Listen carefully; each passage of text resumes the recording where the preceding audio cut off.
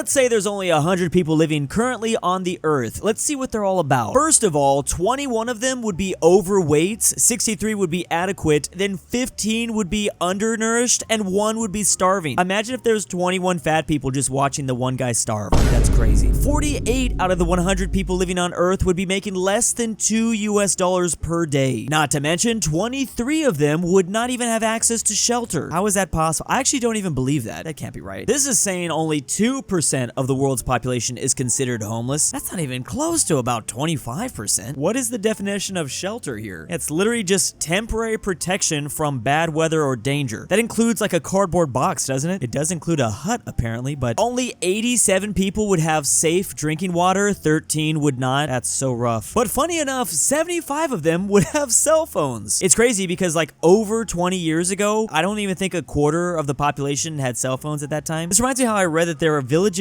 in both India and China that don't have access to clean running water, but they do have 5G coverage. Speaking of which, only 30 can access the internet. Okay, come on. I'm not believing these figures. 70% of the world does not have access to the internet. Bro, access to the internet means like you walking your ass to like the library. That's access to the internet. Yeah, this number sounds a whole lot better. About 68% or 2/3 of the globe has access to the internet. 93 people do not have a college degree. Only 7 would. That's crazy. I'd be a part of this 93. Bro, don't get me started on college. I feel like for a lot of professions nowadays, you don't really need it anymore.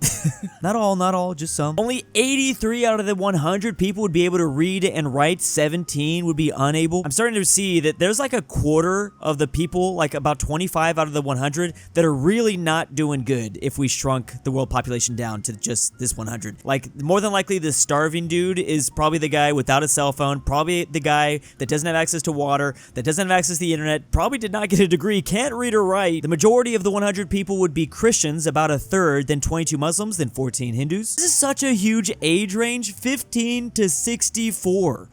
We couldn't break that down any more. 15 to 64. Okay, so 26 would be children, so they're gonna be useless. And then 8 would also be useless because they'd be retired. How are we supposed to regrow civilization now? 50-50, female and male. Oh, we're not all together because 60 out of the 100 would be living in Asia, 15 in Africa, 9 in South America. Look, I love this one because there's nothing in Oceania. Less than 1% of the globe's population lives in Australia. It's actually like 0.0001 or something crazy like that. There's only 25 million people that live in Australia. This is pretty interesting. About half live in urban areas and half live in rural. And to top it all off, we're probably not even gonna be able to communicate with the vast majority of people because 12 dudes are gonna speak Chinese. Well, I would assume 12 dudes and 12 women will be speaking. Sorry, it's probably 6 and 6. 5 Spanish, 5 English, 3 Arabic, 3 Hindi. This is a very interesting thought experiment, but the figures I kind of have a problem with. Like, I'm not buying these numbers, but it's still interesting. Yeah, dude, like, what the hell is this? How is it that 30% of people have access to the internet, but 75 have access to cell phones? And why divide age into only 3 categories? It sounds like this is really outdated information, which we kind of saw that, but even if it's not outdated, like, it's not good either. Some of the ways they chose to break down some of these categories, like, what the hell?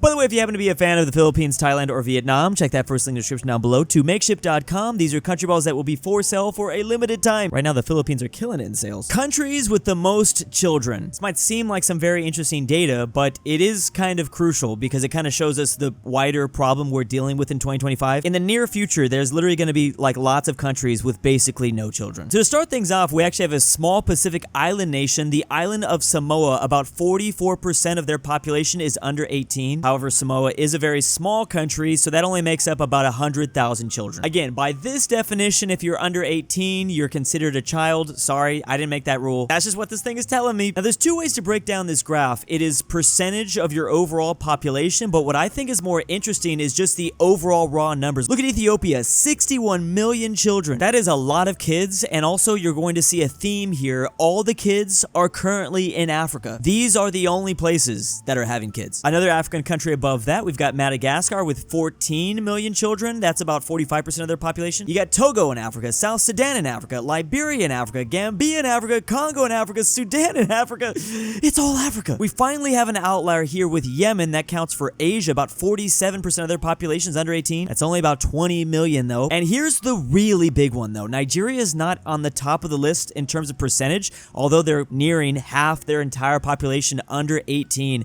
This is the crazy thing.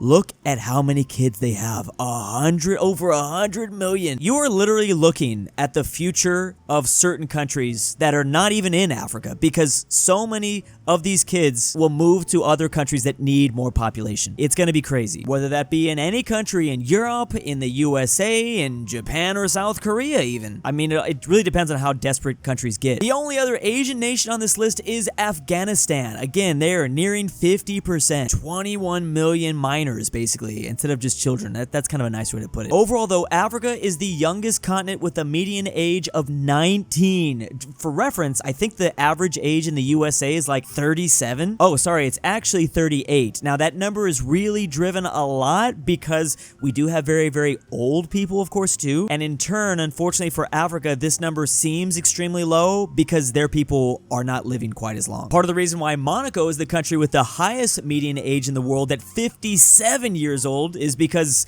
there's just a bunch of old people. They're really rich, don't get me wrong, but they're just all old. Then same goes for Japan and South Korea, who follow very close behind that European city-state. Mind you, South Korea has one of the longest life expectancies in the entire world. It's like 85 years old for women or something like that. Finally, the number one nation is the Central African Republic at 56% of their population below 18. Now, again, these numbers kind of have like a darker tone to it when you start to consider like, oh, a lot of people don't make it past the age of 40 or 50 years old. It's great they have so many young people, but they're also losing a lot of people in general. Also, I don't even want to look into like the child mortality rates in a lot of these places too. That's actually probably the reason why a lot of these countries are still having so many kids. Once you don't have to worry about like a child dying from a cough at the age of 4 or 5, you don't need to have as many kids anymore. That's just kind of generally the way trends go all throughout the world. Who would win, a nuclear bomb or a coughing baby? Again, these numbers aren't necessarily supposed to be all that happy. How does a country with 50% children function? They don't. It is true that a lot of African countries' birth rate are also falling as well. The birth rate is higher, but sadly, so is the mortality.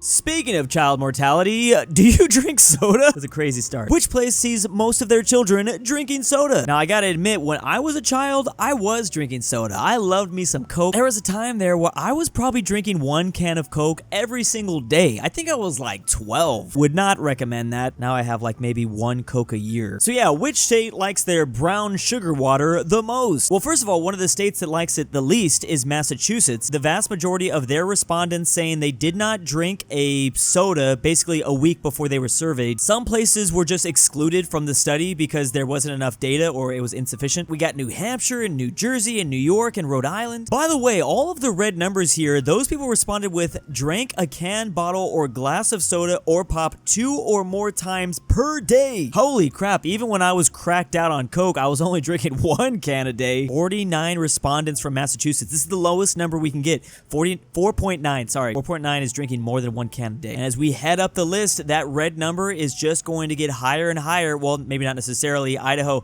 has a lower red number, but their yellow is a bit high. The yellow is saying drink a can, bottle, or glass of soda or pop 1 or more times per day. Also, the yellow is what I was. You know what I don't like about this survey though? This survey was only asking high school students. Bro, you gotta ask the kindergartners out here. Ask the elementary school. Again, I was like 5th grade. The top 10 states are North Carolina, South Dakota, Oklahoma, Louisiana, Tennessee, Alabama, Arkansas, Mississippi, Kentucky, and West Virginia. If you are used to U.S. geography, you might notice a theme with all those places. Literally, they are all coming from the South or the Deep South. My God, how many times is my birthday gonna stop embarrassing me? It's just so, you know how like there's memes showing like statistics of Italy, for example. Everything in the south of Italy is always like the worst stuff ever, and the north of Italy is always a lot better. That's the USA. The United States literally has the exact same version of this, and funny enough, it's also in the south. What's going on with all the different souths around the world? The region that's doing the best is actually the northeast up here, New England,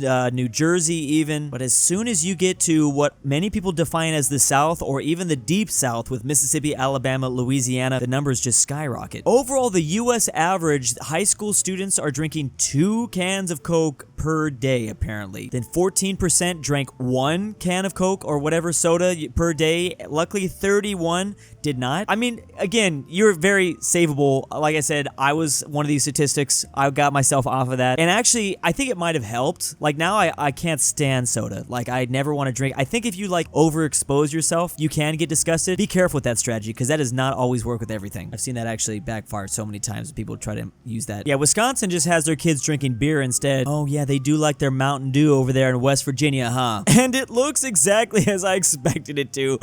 Yeah, if you're used to US statistics and maps, you know what was going to be number one. It's always West Virginia and then everyone else around it.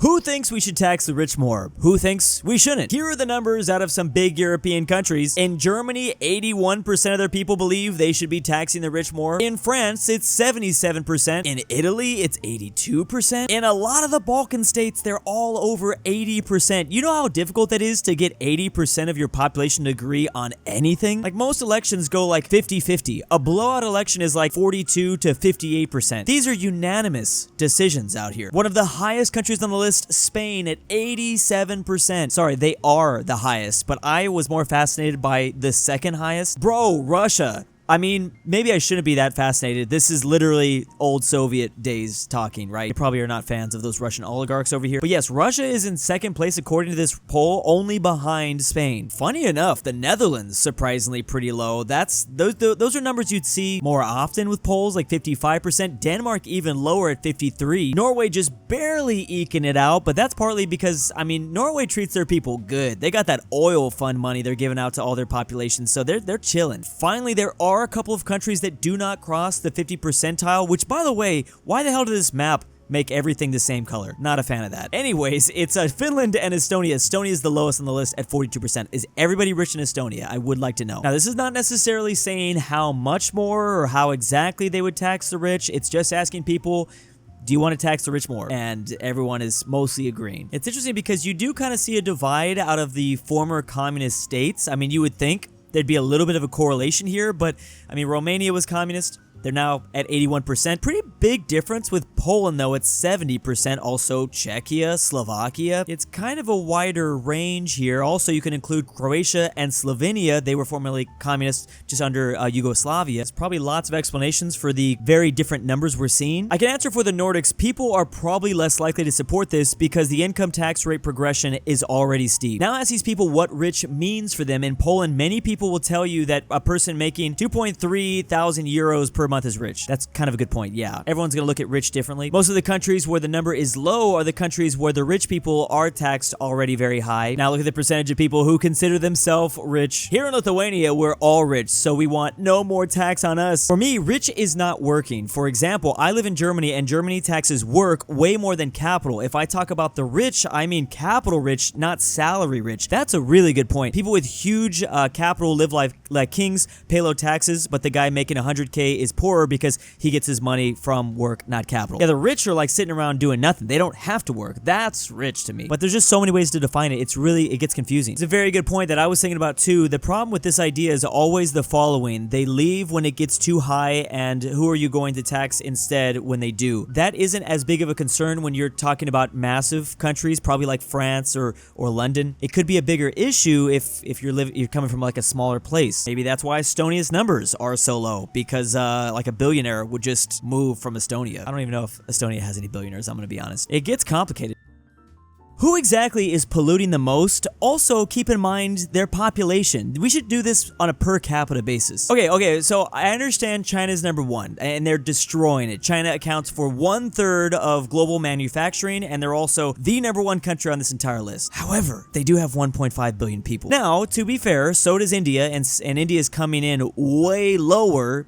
India is not doing the same amount of manufacturing. Then you got places like the USA and the EU, but what I find interesting is Russia. Russia is so high, and they only have like 130 million people. This is really, obviously this is not just about population, but I do find it interesting seeing you like pollute more when you have a lot less people. There's so many other factors that go into it. They're producing a lot up there, but like, what does the EU have? Like 700 million people that live in there within all the EU countries. Actually, I think that's all who live in just the continent of Europe. Yeah, the EU is only responsible for 450 million people. Yeah, you got the USA for 340. Again, we talked about this, 1.5 billion, and then 100. That's crazy, Russia. Then we have to combine all these other places to even come close to some of these, like China and, you know, we all put Russia, EU, that all together. So combining Australia, Turkey, South Korea, Mexico, Canada, Saudi Arabia, Iran, Japan, Indonesia, and Brazil. I mean, it's more than the US, but it's not more than the US and India combined. It is probably more than the EU and Russia combined. Indonesia is like the 4th most populated country on Earth. They are not responsible for a lot of carbon emissions, though. It's crazy because Brazil also has a ton of population. I mean, this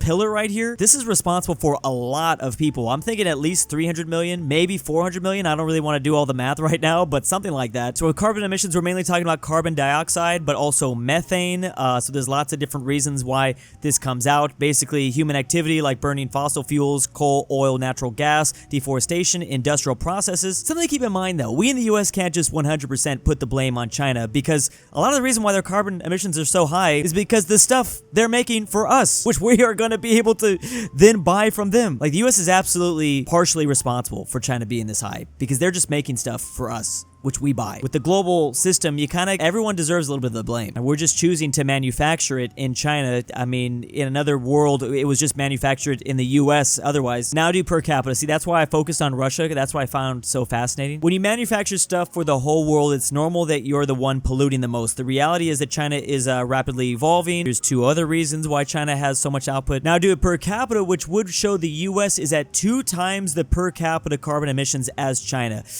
Yeah, because you'd have to like combine our population by like 4, times it by 4. I like this comment. Now show one with lifetime emissions stacked. So for the last like 200 years since the Industrial Revolution. I mean, you'd see the US, especially because that stuff was not clean at all during obviously the 19th century and the early 20th century. Thank you to my patrons this month. Drew seems like the kind of guy who never loses the remote. Drew's Argentinian Trust Fund, Rip Grandpa. Drew Supremacy League. Alexander the Terrible. Carmel S. Connor Pavlik. Douche Baggins. Frederick Tiblin. King. Bear Hayes. Luxembourg Lover. Miglu. The Goat. Nolan. Lord Tyrol. And Tambrin.